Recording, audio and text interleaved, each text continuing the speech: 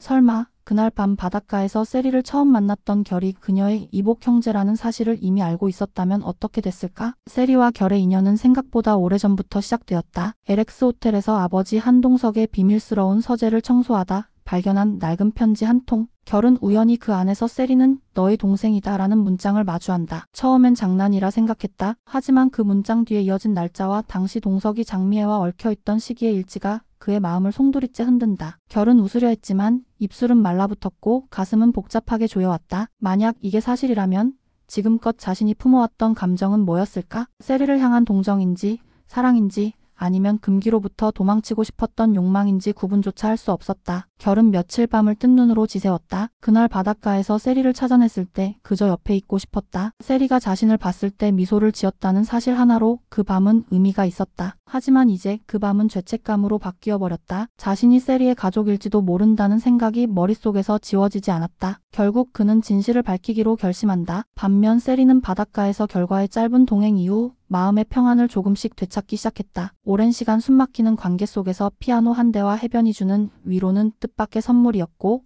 결은 그 선물의 일부였다. 세리는 그에게 가슴 깊은 감정을 품게 되었고 결이 전한 집으로 돌아갈 수 있는 길은 단지 독고탁의 집이 아니라 마음의 안식처이기도 했다. 세리는 그날 이후 처음으로 잠을 편히 잘 수 있었다. 하지만 오범수는 세리의 귀가 소식을 듣고도 냉정했다. 오범수는 세리를 향한 감정이 단순한 제자애를 넘어섰다는 걸 인정하는 순간 자신이 쌓아온 모든 삶이 무너질 것을 알았다. 그는 교수로서의 위신, 홀로 키우는 아이에 대한 책임, 그리고 무엇보다 독고탁이라는 거대한 벽과의 충돌을 피하고 싶었다. 그래서 그는 마음을 누르고 세리에게 돌아가기를 권했다. 하지만 그 말의 뒷면엔 내가 널 지킬 수 없어서 미안하다는 절절한 진심이 숨겨져 있었다. 그 즈음 광숙은 동석과의 관계를 결에게 들킨 이후 마음의 평정을 잃었다. 그녀는 사랑을 다시 시작하기엔 너무 많은 짐을 지고 있다고 느꼈다. 장남 오장수와의 짧았던 결혼, 독고탁의 협박, 그리고 오강수와의 애매한 관계까지. 그중 가장 고통스러운 건 아들처럼 여기던 결이 자신을 애써 모른 채 하려 한다는 사실이었다. 광숙은 결의 눈빛 속에서 불편한 진심을 느꼈고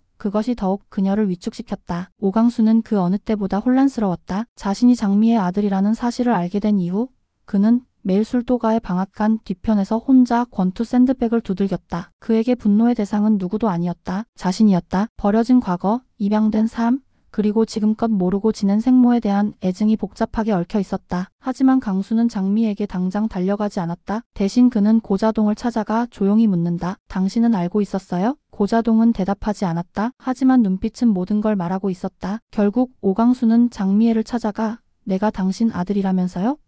라고 물었고 장미애는 결국 무릎을 꿇으며 모든 것을 털어놓는다. 당시 그녀는 독고탁과 공금을 횡령한 죄를 대신 뒤집어쓰는 조건으로 아들을 술도가에 버렸다고 고백한다. 강수는 그 자리에서 울지도 화내지도 않았다. 그는 그저 말없이 일어났다. 당신이 선택한 그날이 내 인생을 만든 거예요? 당신이 만든 아들, 이제 당신이 감당해요? 그리고 그날 밤 세리는 결에게 감정을 고백한다. 조용한 방에서 그녀는 담담히 말했다. 결, 나 당신 좋아해요? 순간 결의 얼굴이 일그러졌다. 진심으로 기뻐하고 싶은 마음과 그녀의 입술을 맞고 싶은 충동이 동시에 올라왔다. 하지만 그는 말했다. 세리야, 우리 가족일 수도 있어? 이 말에 세리는 멍해졌다. 그리고 이어진 침묵. 결은 조용히 편지를 꺼내 그녀에게 건넨다. 세리는 떨리는 손으로 그 편지를 받아 읽었고 두 사람의 세계는 조용히 무너졌다. 그 시각 독고탁은 또 다른 음모를 꾸미고 있었다. 딸이 결에게 마음을 뺏겼다는 사실을 알게 된 그는 LX 호텔의 지분 일부를 사들이기 위한 사기성 투자를 감행하고 있었다. 그의 목표는 단 하나, 한동석을 무너뜨려 딸 세리를 결과 떼어놓는 것이었다. 그리고 이를 위해 그는 뜻밖에도 오천수에게 접근한다. 오천수는 고시원에서 고군분투하는 삶에 지쳐 있었고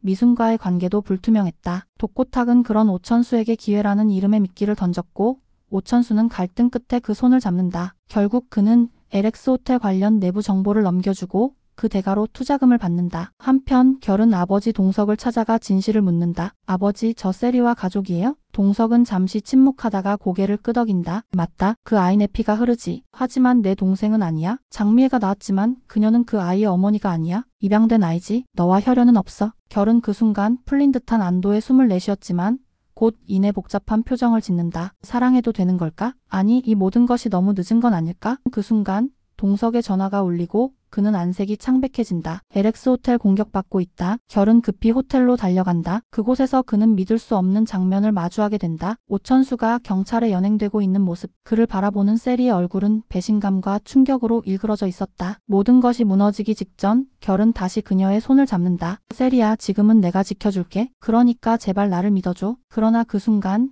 한 발치 떨어진 곳에서 누군가 그들을 지켜보고 있었다. 어둠 속에서 전화기를 쥔 손이 떨리고 있었다. 그리고 들려온 목소리, 계획대로 됐어. 이제 다음 단계로 가. 다음 회, 그 다음 단계는 과연 어떤 파국을 불러올 것인가?